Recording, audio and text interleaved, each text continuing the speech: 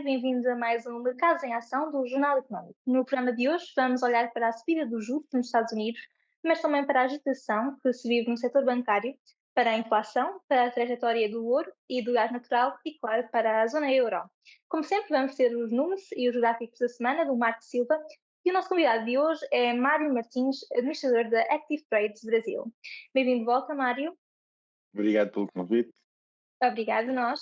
Começamos pelo outro lado do oceano. Mesmo perante o stress que se vive no setor bancário e depois do colapso do Silicon Valley Bank, a Fed decidiu voltar a aumentar os juros. Não é uma atitude paradoxal? Esperava-se outra decisão no momento atual? Havia analistas, por exemplo, que apontavam para uma estabilização dos juros. Ah, ah, Normalmente poderia haver uma pausa na subida das taxas de juros por parte do Fed, só que a crise bancária obrigou o Fed quase a fazer um novo quantitative easing. Portanto, ao aumentar a liquidez no mercado, foi necessário também contrabalançar esse aumento da liquidez para o aumento das taxas de juros. Pode vir a ter efeitos contraproducentes. Uma das razões da crise que estamos a viver agora é devido à subida das taxas de juros e à descida do preço dos treasuries, e isto pode aumentar os problemas. Mas não foi completamente imprevisto o Fed contrabalançar o aumento da liquidez no mercado pela injeção de fundos com uma subida das taxas de juros. Mário, mas a questão também se prende com o facto de dar uma mensagem também de segurança ao mercado, não? Porque se o FED, por exemplo, não subisse juros, isso poderia significar algum pânico, digamos, ou receios de que a crise bancária se pudesse agudizar e isso poderia ter aqui um efeito também nocivo no sentimento de mercado ou não? Sim, o mercado vive muito de sentimento, e se realmente o Fed não tivesse subido as taxas, era possível que houvesse por parte do mercado uma visão de fraqueza. Hum, acho, acho que é também algo que entrou na decisão do Fed, hum, mas mais uma vez uma injeção brutal de fundos que eles tiveram que fazer para estabilizar o sistema bancário tinha obrigatoriamente de ser contrabalançado por uma subida das taxas de juros. Uhum. Disseste que esta subida pode ter efeitos contraproducentes. Em que medida? Uma subida das taxas de juros representa também uma subida das taxas de juros pagas pelas obrigações, pelos títulos de tesouro. Os títulos de tesouro, o preço deles mexe-se na direção oposta das taxas de juros. Ou seja, uma subida das taxas de juros implica uma descida nos preços dos treasuries. Os bancos têm a maior parte do capital de curto prazo alocado em treasuries. Portanto, se eles tiverem alguma necessidade de caixa, eles vão vender treasuries para se financiarem. Se os preços das treasuries tiverem caído substancialmente em relação ao preço do cupom, isso vai significar que eles vão ter que realizar perdas sobre os ativos que eles venderem. Isto foi o principal problema que aconteceu com o Banco de Silicon Valley, que entrou em falência. Eles tiveram perdas muito grandes em treasuries que tiveram que vender para fazer face a necessidades de liquidez de caixa instantâneas, e uma subida das taxas de juros vai seguramente fazer com que as treasuries baixem de valor. E isso pode levar a outros bancos terem que realizar perdas que não estavam à espera e exacerbar o problema. Mano, mas entretanto a Fed já criou aquele programa que basicamente cede liquidez às obrigações ao valor nominal. Portanto, isto efetivamente para prevenir que existam aqui mais problemas de perdas. O problema é que isto é quase como é uma batota, não é? Quer dizer, isto estarmos aqui, o Fed basicamente está aqui a fazer um arranjinho que estamos aqui a contornar as regras normais de contabilidade, basicamente, mas também de supervisão, porque as regras foram criadas por algum motivo, não é? É assim, eles estão a seguir o exemplo da Inglaterra, quando o Kwasi Kwarteng fez o mini orçamento, que também provocou um choque muito grande no preço da dívida do Reino Unido. o Banco de Inglaterra também garantiu a compra de dívida inglesa a qualquer preço e com liquidez absoluta. É um pouco o mesmo que o FED está a fazer. O problema disto é que é certo que temporariamente resolve o problema, se for um problema só temporário, fica resolvido. Mas são injeções contínuas de liquidez, teoricamente, no momento em que o FED quer cortar o excesso de liquidez que está no mercado. Portanto, há aqui um efeito contraproducente a curto prazo, que pode não ser visível se não for necessário prolongar no tempo, mas que se for prolongado no tempo vai trazer, não vai resolver o problema, vai criar o problema noutro sítio. Não é de toda Opa, a solução. mas já agora isto parece que é recorrente, porque eu lembro-me, ainda no outro dia estava a ver efetivamente o que estavas a dizer, um gráfico da Bloomberg sobre o balanço da Fed e depois de alguma descida subiu novamente de forma bastante significativa. O que aconteceu também na última crise financeira. O Fed estava a reduzir o balanço, mas de um momento para o outro, a meio do caminho, começou a disparar por causa da crise derivada da pandemia. É uma normalidade os balanços dos bancos centrais subirem e não voltarem ao valor habitual? É o novo normal, não sei. Dificilmente será o novo normal. As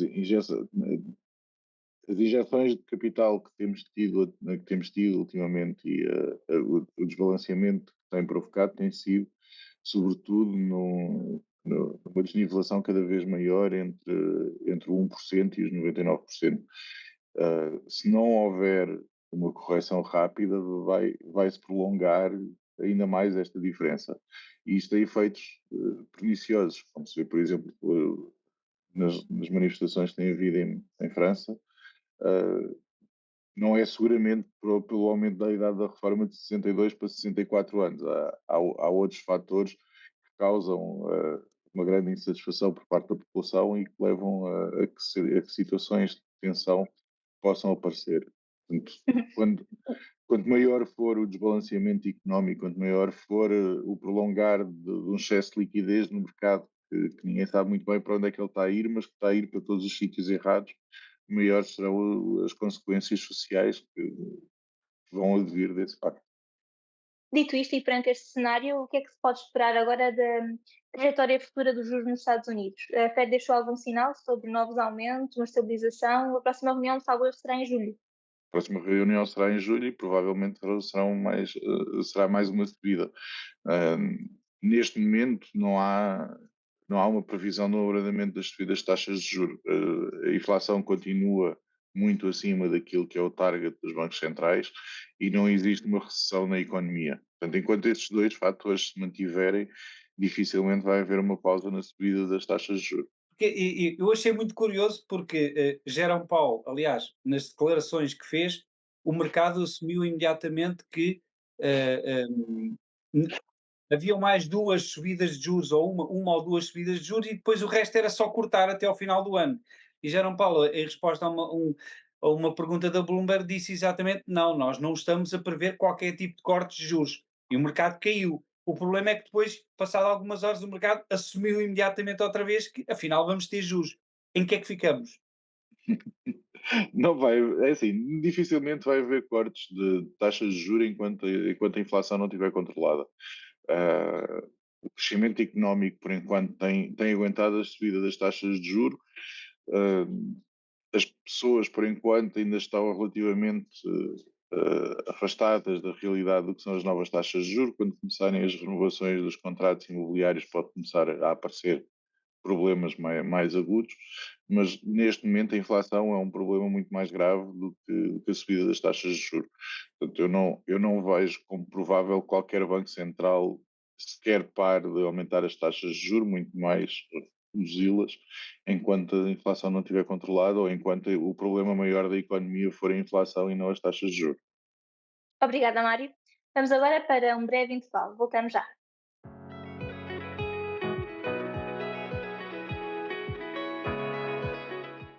Bem-vindos de volta a esta segunda parte do Mercados em Ação. Vamos agora aos mapas e gráficos da semana com o Marco Silva, onde vamos ter em destaque a banca, o setor imobiliário, o ouro, o gás natural, o S&P 500 e o DAX. Obrigado, Isabel. A semana passada foi de muita volatilidade, mas que terminou com ganhos em Wall Street. Mas podemos ver aqui, uh, maioritariamente verde, mas com algumas bolsas de vermelho, nomeadamente no setor bancário, não todo, mas o setor bancário com alguma contradição, mas, por exemplo, o Wells Fargo com uma desvalorização de 4%, o Banco of America 2%, e depois o resto do mercado muito mais tendencialmente bullish, mas como disse, com algumas bolsas de vermelho, com exceção aqui do setor imobiliário. O setor imobiliário parece estar agora a começar a corrigir e incorporar aquilo que o Mário referiu, que é a subida dos juros e o impacto que isso irá ter a médio prazo, de 6 meses, um ano, certamente que irá ter aqui alguns efeitos negativos que o mercado já está a antecipar.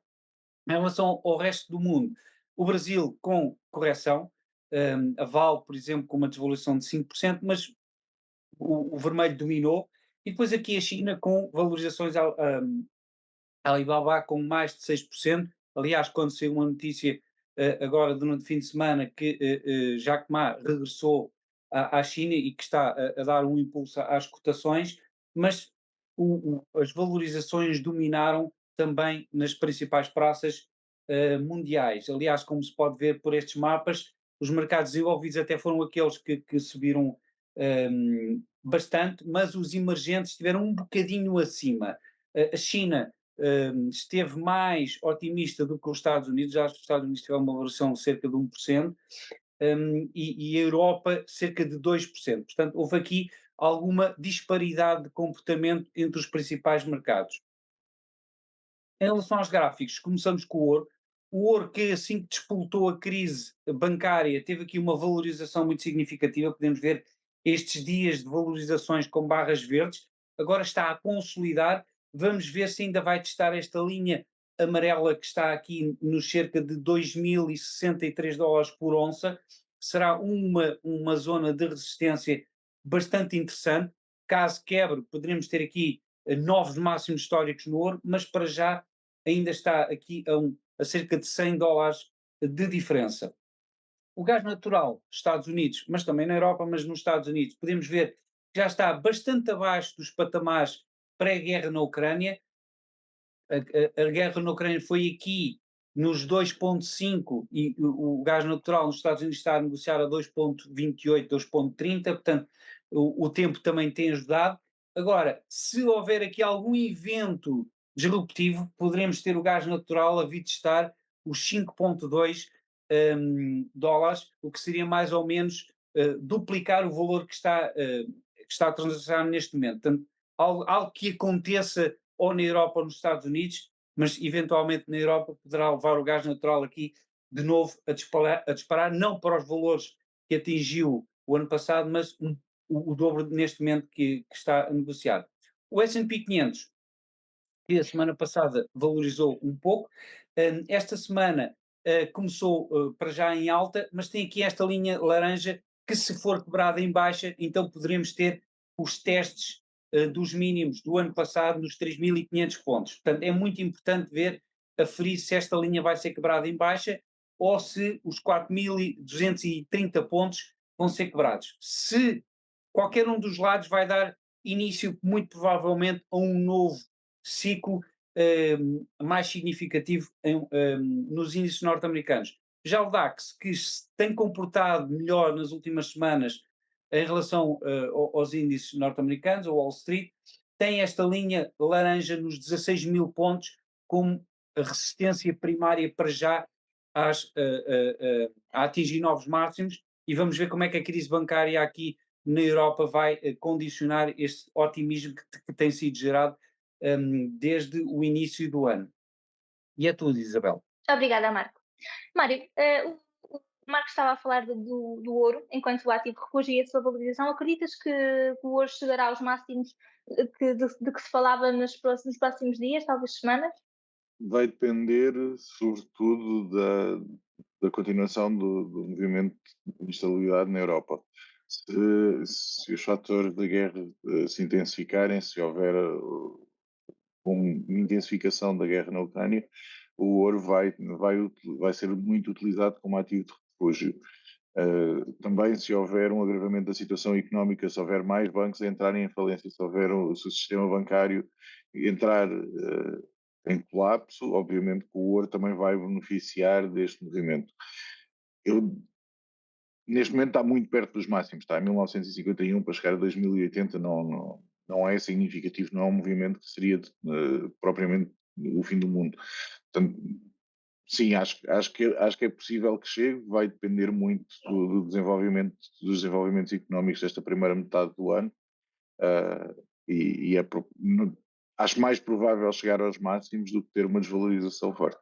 Mas depois existem aqui alguns pontos contraditórios, nomeadamente o ouro é visto como um ativo que também é bom para ter e para contrabalançar em relação à inflação, mas também a subida dos juros é um adversário ao ouro, porque as pessoas, em vez de terem ouro, podem ter hoje em dia, por exemplo, depósitos e outros investimentos de curto prazo, como treasuries, por exemplo, que rendem já bastante aos investidores.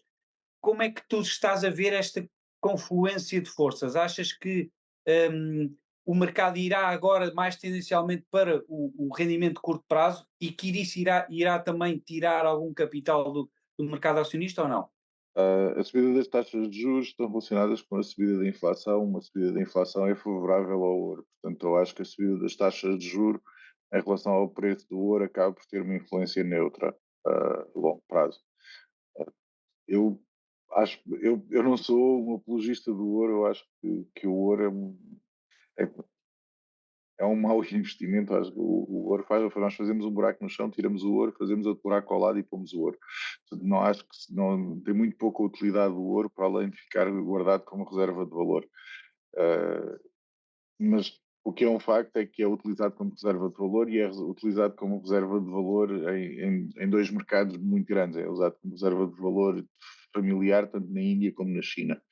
Quanto maior for a procura por parte destes dois países do ouro como reserva de valor, maior a probabilidade do preço dele subir. E uma subida das taxas de juro nos Estados Unidos é seguido obrigatoriamente por uma subida de taxas de juros na China, porque a China tem um peg de variação do yuan em relação ao dólar, que é muito estrito e que obriga a política do Banco Central chinês a ser alinhada com a do Fed. Portanto, todos estes fatores vão ter influência no futuro do ouro. A subida das taxas de juro, para mim, como é em função da inflação, e a inflação é positiva para o ouro, acaba por ser mais negligenciável. Mas tens toda a razão. A partir do momento em que os depósitos a prazo ou os investimentos em títulos de dívida ficam com uma taxa de rentabilidade acima de 5, 6%, o investimento em ouro começa a ser cada vez faz menos sentido. Falaste da questão da Banca Europeia e, a propósito, depois do stress com o Credit Suisse, nesta semana foi a vez do Deutsche Bank de estar também no centro das atenções. Queria pedir, portanto, mais para explicar um bocadinho o que é que se passou com este banco e, por outro lado, para perceber contigo se achas que a crise do setor financeiro está longe de terminar. É assim, o Deutsche Bank é um animal um pouco diferente do Credit Suisse. O Sim, Credit Suisse é possível, é um problema que é passível de ser resolvido de forma relativamente fácil por via de uma aquisição. O Credit Suisse era uma instituição importante na Suíça, mas estava longe de ser um peso pesado da indústria financeira suíça. E a indústria financeira suíça, desde que foram reduzidas as condições de anonimidade das contas na Suíça, que o setor financeiro suíço tem vindo a sofrer de forma significativa ao longo dos últimos anos, com o desaparecimento significativo de bancos suíços. No caso do Deutsche Bank, é um problema mais grave. O Deutsche Bank regularmente, nos últimos anos, tem estado envolvida em problemas, sobretudo reputacionais, como foi, por exemplo, o caso da Wirecard, quando foi à falência, o Deutsche Bank estava francamente envolvido no problema.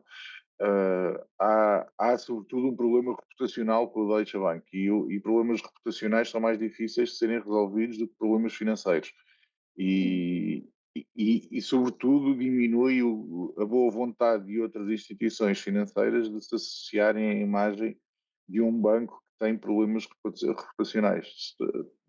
Além do facto do Deutsche Bank ser um banco demasiado grande para ser facilmente adquirido por outro banco. Teria que haver uma intervenção do Estado e teria provavelmente que ser uma intervenção conjunta de mais do que um Estado. Só o Estado alemão provavelmente iria sair das regras da União Europeia se fosse uma intervenção única do Estado alemão para salvar o Deutsche Bank.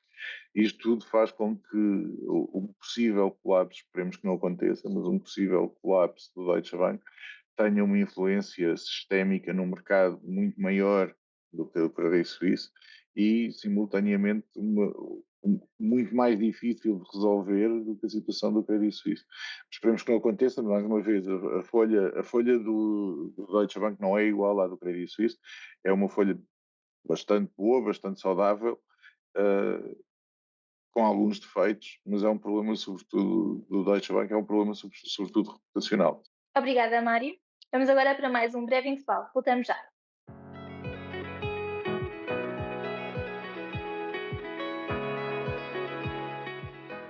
Bem-vindos de volta à terceira e última parte do Mercados em Ação. Como sempre, vamos começar pelo número da semana.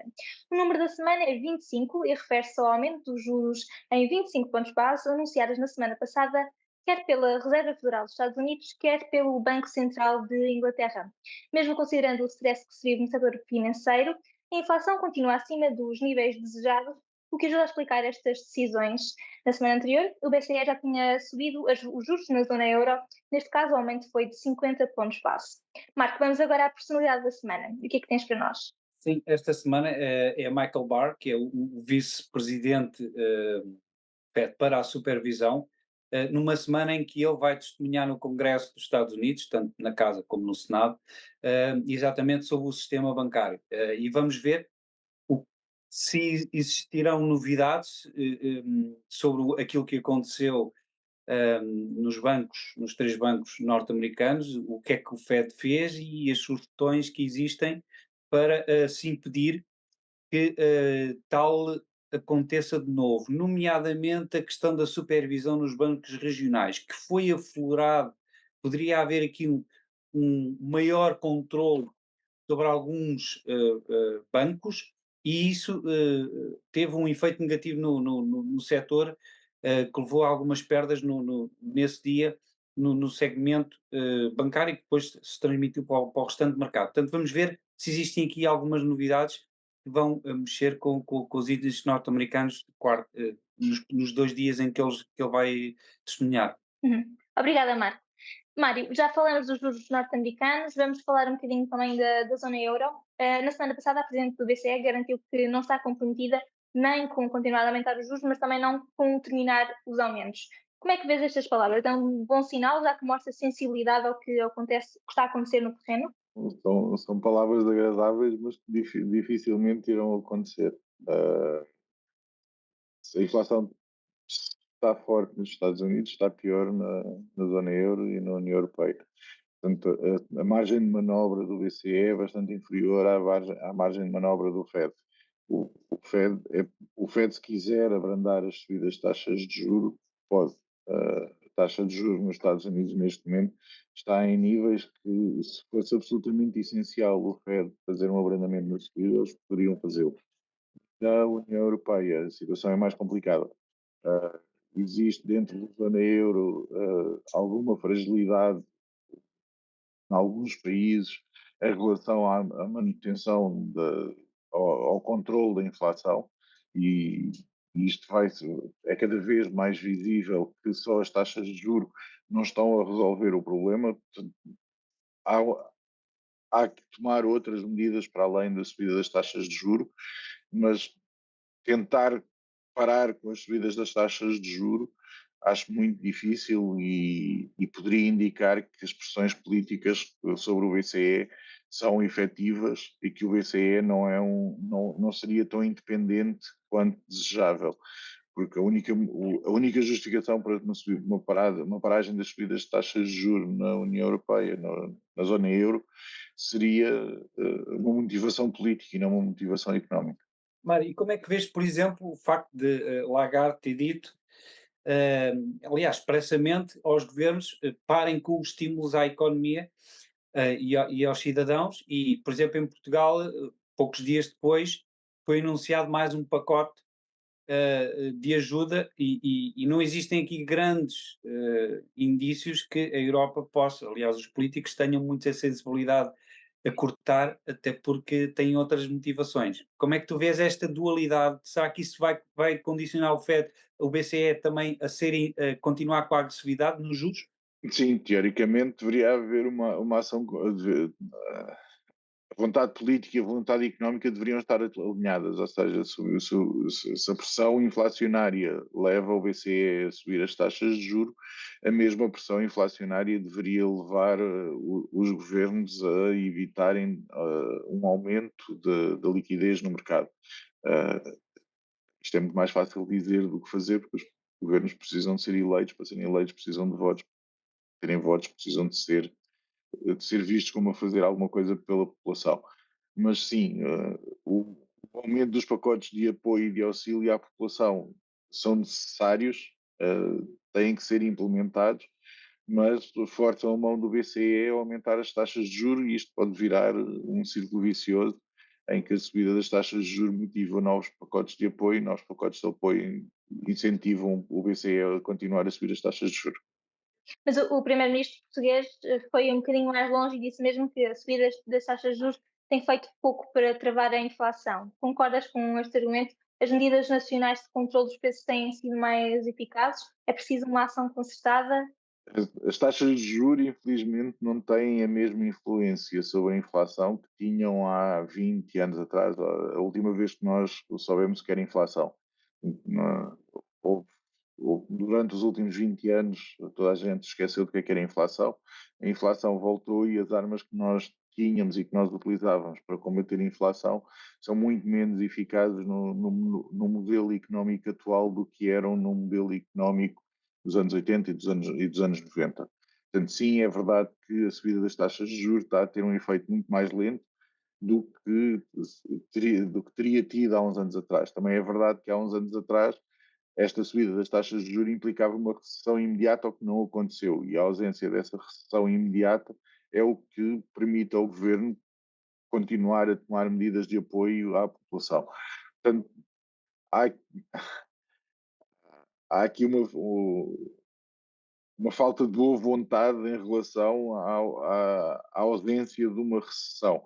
Portanto, a subida das taxas de juros controla a inflação porque diminui a atividade económica, ou não diminuir a atividade económica permite os apoios, mas também não controla a inflação da mesma forma que seria expectável caso houvesse uma diminuição da atividade económica.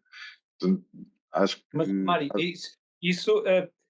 há uma coisa que se está a conseguir, pelo menos, que é resgatar eh, um, pelo menos a arma que os bancos centrais têm para estimular a economia quando for preciso, não é? Porque se tivéssemos, por acaso tivéssemos uma recessão com taxa de juros a 0%, o Banco Central podia fazer, não é? Agora já temos aqui 3%, já existe aqui alguma margem, não?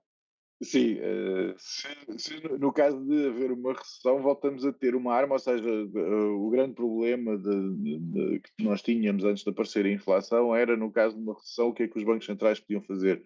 Quais é que seriam as armas que os bancos centrais poderiam utilizar? E efetivamente não tinham armas nenhumas. A única coisa que poderiam fazer era ir bater à porta dos governos e dizer para eles fazerem alguma coisa, porque em termos de armas possíveis para serem usadas pelos bancos centrais não sobrava nenhuma. Portanto, em termos de quantitative easing, praticamente estava escutado, porque depois de 4, 5 quantitative easings, a capacidade de injeção de liquidez na economia começa a não se fazer sentir. As taxas de juros já estavam a zero, portanto, a capacidade de manobra era muito reduzida. Neste momento, o quantitative easing mais ou menos voltou por vias, por uma porta paralela em que houve uma expansão da liquidez no mercado, mas as taxas de juros podem ser mexidas, pode haver uma mexida nas taxas de juros. Não sei se vai ter o efeito desejável, da mesma maneira que a inflação não está a reagir ao remédio que era habitual e que nós estávamos habituados a dar à economia para resolver o problema da inflação. Eu não sei se uma redução das taxas de juro vai ter o mesmo efeito paliativo que tinha há uns anos atrás. A nova economia é muito menos dependente de capital ou de necessidades de capital do que era a economia dos anos 80 e dos anos 90. Portanto, ao ser muito menos dependente de financiamento económico para crescer, mexer nas taxas de juro pode ser que não tenha o efeito que nós estávamos habituados também anteriormente, em quando havia uma recessão económica, baixava-se as taxas de juros e aumentava a atividade económica. Obrigada, Mário, e obrigada, Marco, como sempre. Chegamos ao fim de mais um Mercados em Ação. E obrigada por nos ter acompanhado. Boa semana e bons negócios.